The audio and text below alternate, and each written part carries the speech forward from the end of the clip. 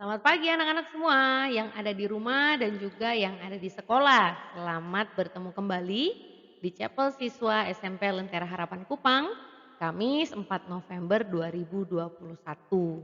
Kita bersyukur kepada Tuhan karena hari ini masih ada satu lagi kesempatan di mana kita boleh bersama-sama membaca dan juga merenungkan kebenaran firman-Nya. Tema kita di minggu ini adalah orang-orang bukan Yahudi dipertobatkan. Ibu Foni berharap anak-anak semua masih mengingat ya kisah dan juga hal-hal yang kita pelajari mulai dari harinya yang pertama. Oleh karena itu, mari kita persiapkan segala sesuatu ya yang diperlukan untuk kita boleh mengikuti chapel hari ini. Yaitu silakan dipersiapkan Alkitabnya ya. Siapkan juga buku catatan dan juga alat tulisnya ya. Untuk menuliskan hal-hal penting yang kamu dapatkan dari firman Tuhan hari ini. Dan yang terakhir adalah mari kita persiapkan hati dan juga telinga kita untuk menerima kebenaran firman Tuhan. Mari kita mengangkat pujian bagi Tuhan. Lagu ini mungkin adalah lagu yang baru ya untuk banyak daripada kalian. Oleh karena itu Ibu Foni mengajak untuk kita semua mari sama-sama mempelajari lagu yang baru ini.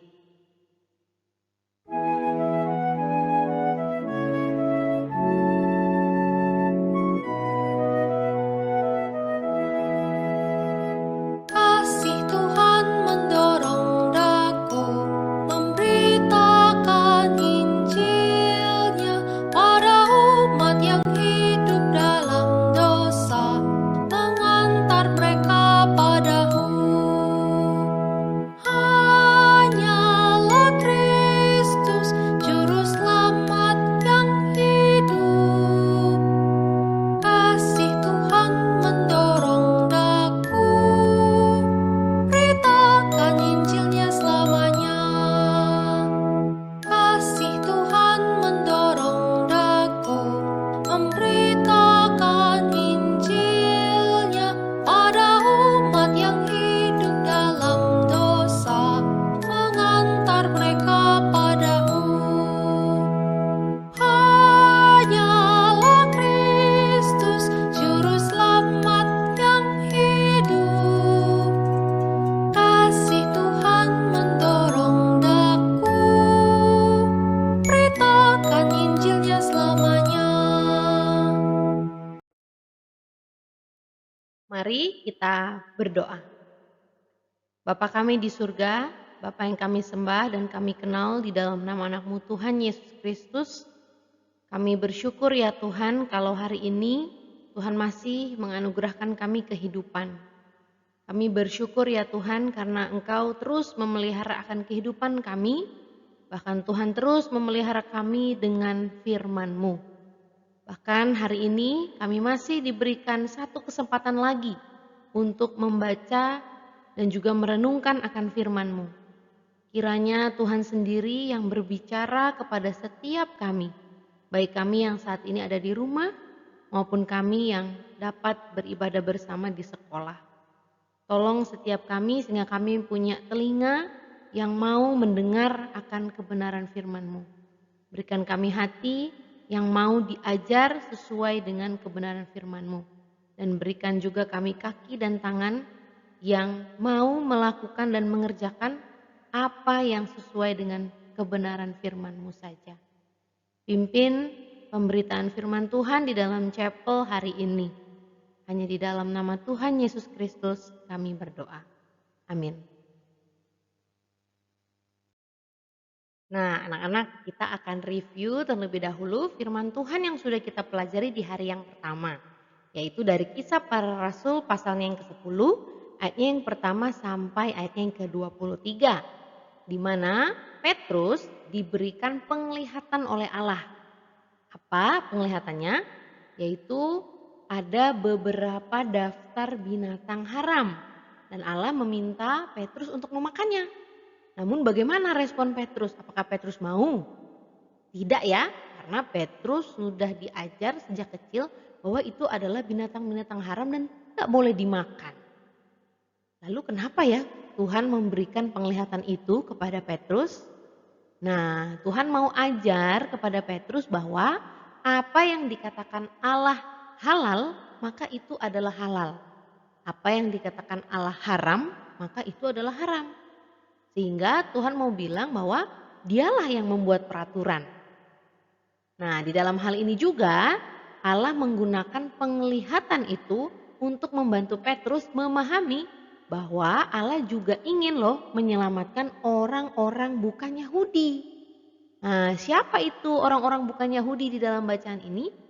Ya, dia adalah Kornelius ya, seorang perwira. Tuhan mau mengutus Petrus untuk memberitakan Injil kepada Kornelius yang adalah orang bukan Yahudi. Nah, untuk hari yang kedua, pembacaan Alkitab masih dilanjutkan ya. Masih dari Kisah Para Rasul pasalnya yang ke-10, lalu dilanjutkan ke ayatnya yang ke-24 sampai ke-35. Dan kisah ini masih berlanjut. Ya, yaitu apa? Tadi Tuhan meminta Petrus untuk memberitakan Injil juga kepada Kornelius. Dan Petrus taat ya terhadap perintah Tuhan. Akhirnya dia pergi ke rumah seorang bukan Yahudi, yaitu Kornelius.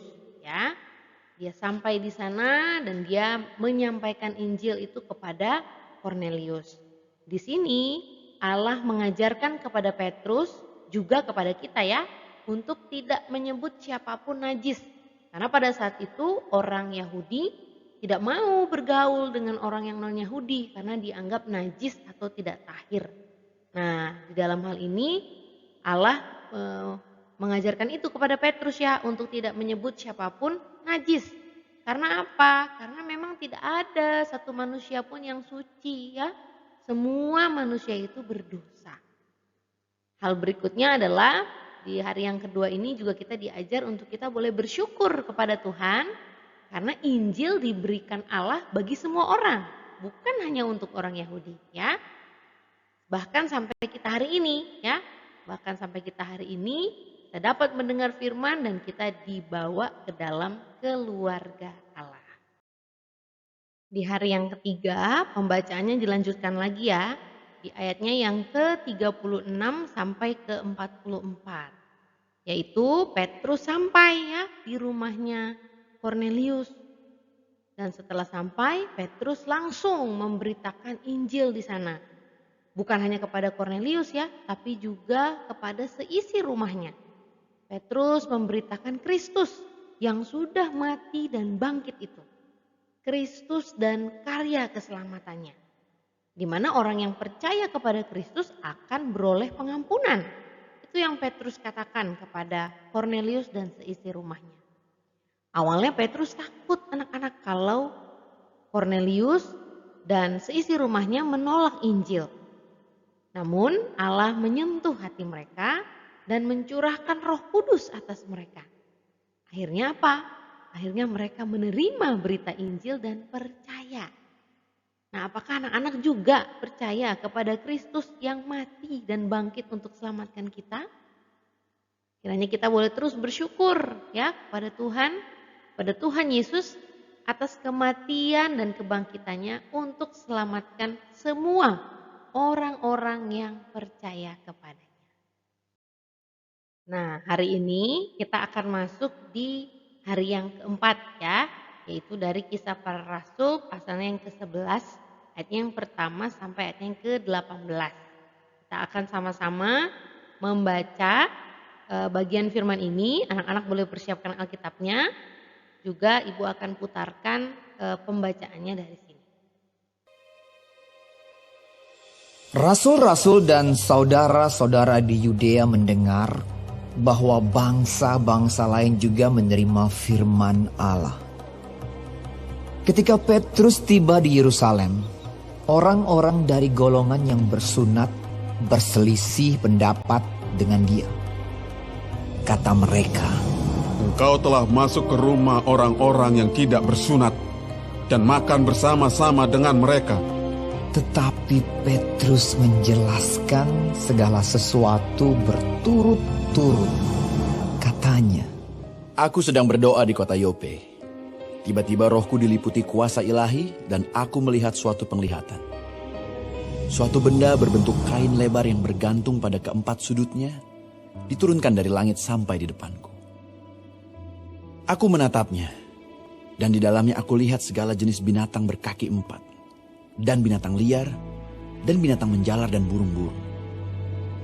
Lalu aku mendengar suara berkata kepada aku, "Bangunlah, hai Petrus, sembelihlah dan makanlah." Tetapi aku berkata, "Tidak, Tuhan, tidak. Sebab belum pernah sesuatu yang haram dan yang tidak tahir masuk ke dalam mulutku." Akan tetapi untuk kedua kalinya suara dari sorga berkata kepadaku, "Apa yang dinyatakan halal oleh Allah, tidak boleh engkau nyatakan haram." Hal itu terjadi sampai 3 kali, lalu semuanya ditarik kembali ke langit. Dan seketika itu juga 3 orang berdiri di depan rumah di mana kami menumpang. Mereka diutus kepadaku dari Kaisarea. Lalu kata Roh kepadaku, "Pergi bersama mereka dengan tidak bimbang." Dan 6 saudara ini menyertai aku. Kami masuk ke dalam rumah orang itu. Dan ia menceritakan kepada kami bagaimana ia melihat seorang malaikat berdiri di dalam rumahnya dan berkata kepadanya, "Suruhlah orang ke Yope untuk menjemput Simon yang disebut Petrus. Ia akan menyampaikan suatu berita kepada kamu yang akan mendatangkan keselamatan bagimu dan bagi seluruh isi rumahmu." Dan ketika aku mulai berbicara, turunlah Roh Kudus ke atas mereka, sama seperti dahulu ke atas kita. Maka teringatlah aku akan perkataan Tuhan. Yohanes membaptis dengan air, tetapi kamu akan dibaptis dengan Roh Kudus. Jadi jika Allah memberikan karunia-Nya kepada mereka, sama seperti kepada kita pada waktu kita mulai percaya kepada Yesus Kristus, bagaimanakah mungkin aku mencegah dia? ketika mereka mendengar hal itu, mereka menjadi tenang, lalu memuliakan Allah. Katanya, Jadi kepada bangsa-bangsa lain juga Allah mengaruniakan pertobatan yang memimpin kepada hidup. Nah, anak-anak, berdasarkan bacaan yang tadi kita sudah baca, di sana terjadi sedikit pertentangan ya, sedikit ketegangan yang terjadi antara Petrus dengan beberapa orang percaya Yahudi. Yaitu pada saat Petrus kembali ke Yerusalem, ya, mereka tidak senang karena mereka mendapatkan berita bahwa Petrus telah makan bersama-sama dengan orang-orang bukan Yahudi. Dan mereka merasa Petrus melanggar hukum Allah. Jadi terjadi sedikit pertikaian begitu ya antara Petrus dan juga beberapa orang-orang Yahudi. Nah, anak-anak, berarti di dalam bacaan ini ada dua tokoh kira-kira ya, yaitu ada Petrus dan juga ada sekelompok orang percaya Yahudi. Nah, Petrus pada saat itu dia menerima dan bertindak sesuai dengan kebenaran. Petrus taat terhadap perintah Allah. Ya, Petrus taat pada saat Allah minta dia pergi memberitakan Injil kepada Kornelius yang adalah bukan orang Yahudi. Kenapa Petrus mau taat? Karena Petrus sudah diajarkan oleh Allah bahwa Allah lah yang membuat peraturan. Jadi Petrus menerima dan juga melakukan hal-hal yang sesuai dengan kebenaran. Hal-hal yang sesuai dengan yang Tuhan mau. Nah, bagaimana dengan kita anak-anak? Apakah kita juga sudah taat kepada Tuhan? Sudah melakukan hal-hal yang sesuai dengan kebenaran? Atau justru selama ini kita mengabaikan hal-hal yang Tuhan mau dan lebih suka melakukan hal-hal yang kita anggap benar? Dan di saat itu Petrus juga diserang ya oleh sekelompok orang percaya Yahudi. Dia diserang karena apa? Karena sudah lakukan yang benar. Dia diserang karena sudah melakukan hal-hal yang sesuai dengan perintah Tuhan. Kenapa seperti itu? Ya karena memang banyak orang yang tidak suka akan kebenaran. Namun pada saat itu Petrus tidak takut ya. Dia tetap menghadapi serangan, tudingan-tudingan tersebut walaupun Petrus hanya sendiri. Nah, bagaimana dengan kita anak-anak? Apakah kita lebih suka ikut yang banyak tapi salah, atau walaupun kita sendiri sedikit tapi benar? Kita lebih suka pilih yang mana? Ya. Jadi Petrus keadaannya saat itu yang pertama dia menerima dan bertindak sesuai dengan kebenaran karena dia taat kepada Allah, dan di saat dia taat kepada Allah justru dia diserang oleh beberapa orang percaya Yahudi. Nah, itu tadi Petrus ya, tokoh yang pertama di dalam bacaan ini. Nah, tokoh berikutnya yang tadi adalah sekelompok orang percaya Yahudi. Dalam hal ini adalah sekelompok orang percaya Yahudi dari golongan bersunat. Apa itu maksudnya? Yaitu sekelompok orang Yahudi Kristen yang begitu fanatik terhadap sunat.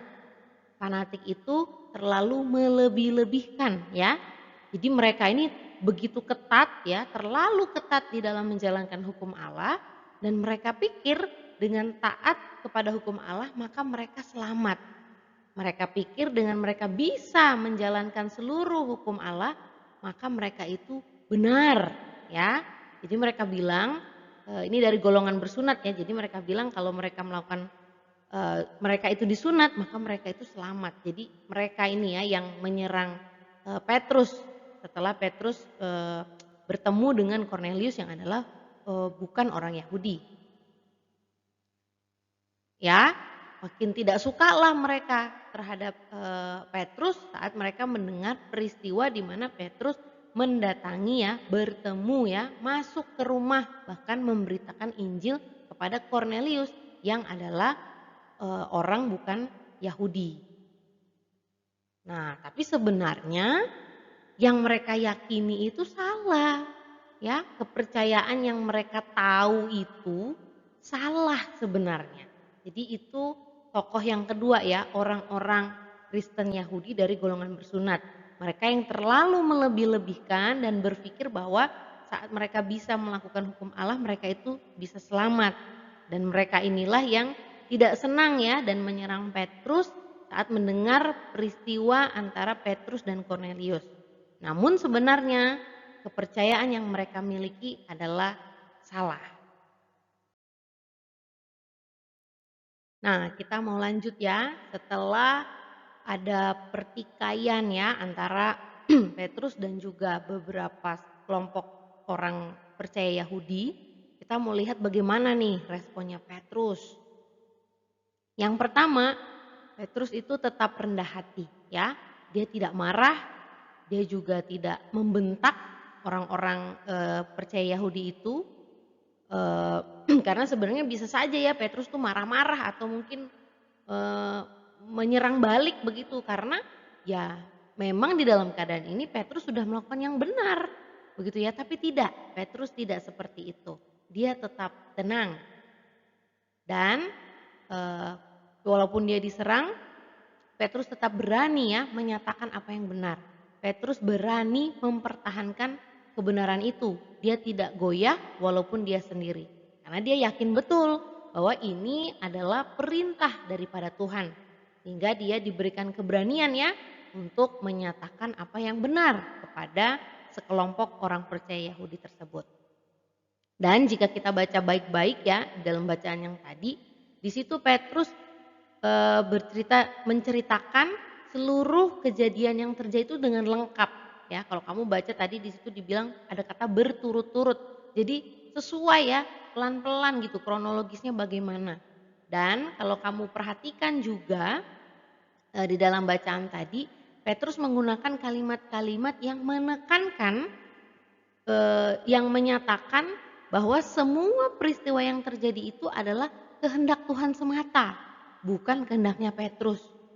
Di mana Tuhanlah yang memberikan penglihatan itu, Tuhanlah yang memanggil dia untuk memberitakan Injil kepada Cornelius, bahkan Tuhan juga yang memimpin sampai akhirnya setelah berita Injil itu disampaikan, Cornelius dan seisi rumahnya itu beriman ya, percaya kepada Kristus. Jadi itulah respon Petrus yang bisa kita contoh ya. Dia tetap rendah hati walaupun dia yang dia lakukan adalah memang sudah benar. Dan dia berani tetap mempertahankan apa yang benar. Dan di situ dia menceritakan seluruh kejadiannya dengan lengkap dan menekankan bahwa memang hal yang terjadi itu adalah merupakan kehendak Tuhan, bukan kehendaknya Petrus. Nah, kalau yang tadi responnya Petrus pada saat dia diserang ya. Nah, sementara ini responnya orang percaya Yahudi.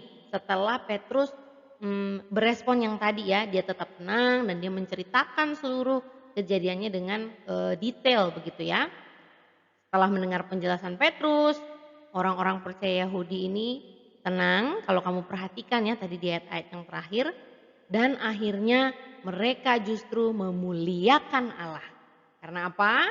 Karena di akhir ceritanya setelah Petrus menyampaikan berita Injil, di situ Tuhan bekerja dan Kornelius beserta seluruh isi rumahnya bisa beriman kepada Kristus.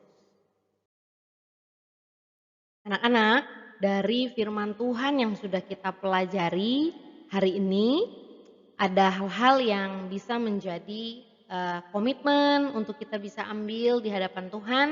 Dan tentu ini menjadi tantangan ya untuk bisa kita lakukan di dalam hidup yang masih Tuhan berikan.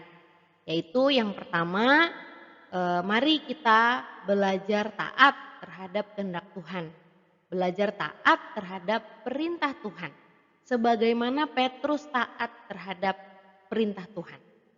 Bisakah kita? Ya, mari kita menggumulkannya bersama-sama ya, karena memang kita kepada sesuatu yang jelas-jelas benar ya, kepada sesuatu yang memang tidak ada yang menentang saja, kita masih sulit ya untuk taat. Namun biarlah dari kisah Petrus yang mana dia mau taat terhadap Tuhan walaupun dia ditentang oleh banyak orang, dia tetap mau tunduk dan taat hanya kepada Tuhan. Biarlah kita juga boleh belajar untuk taat terhadap kehendak Tuhan ya, melalui siapa? Melalui orang tua ya, melalui Bapak Ibu guru, ataupun aturan-aturan yang ada di sekitar kita. Yang kedua, marilah kita belajar untuk mengasihi sesama ya. Sudahkah kita mengasihi sesama? Tuhan saja begitu mengasihi orang-orang yang berdosa. Tuhan begitu mengasihi kita. Maka Tuhan mau mengutus Petrus ya, untuk juga memberitakan Injil kepada orang-orang bukan Yahudi ya, termasuk kita. Kita ini bukan orang Yahudi ya, tapi karena Tuhan begitu mengasihi kita, hari ini kita masih bisa mendengarkan firman, kita juga bisa mendapatkan berita Injil itu. Nah, bagaimana dengan kita? Apakah kita mau belajar mengasihi sesama? Apakah ada belas kasih saat kita melihat orang lain itu kesulitan? Tapi dalam ini bukan dalam hal mengerjakan tugas ya. Jangan kamu bilang kamu mengasihi sesama dengan memberikan jawaban, itu juga salah. Lalu bagaimana dong cara atau bukti kita mengasihi sesama? Misalnya kita bisa mendoakan teman kita yang sakit ya. Kita bisa menghibur teman-teman kita yang mungkin kita tahu sedang sedih. Bukti kita mengasihi sama yang lainnya juga. Misalnya kita yang ada di sekolah ya, kita belajar dari sekolah. Kita bisa belajar dengan tenang sehingga tidak mengganggu teman-teman kita yang lain. Atau kalau kita di sekolah juga kita ada jadwal piket ya, piket bergantian. Nah, pada saat kita piket dengan benar, dengan bertanggung jawab, itu juga bukti kita mau belajar mengasihi sesama. Dan yang ketiga, marilah kita berani memberitakan Injil, berani memberitakan Kristus ya. Sudahkah kita memberitakan Injil?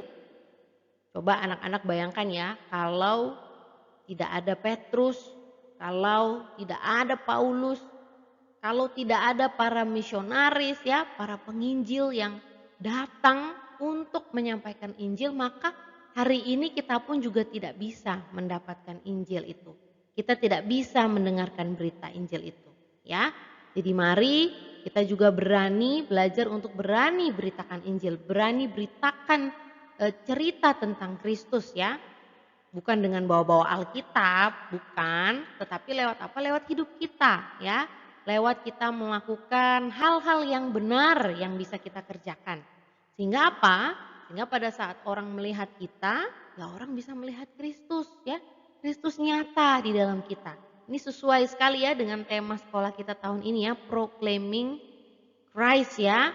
Biarlah hidup kita itu saat orang melihat kita, orang itu bisa melihat Kristus. Nah di saat itulah kita mulai belajar untuk memberitakan Injil, untuk memberitakan Kristus yang hidup di dalam kita.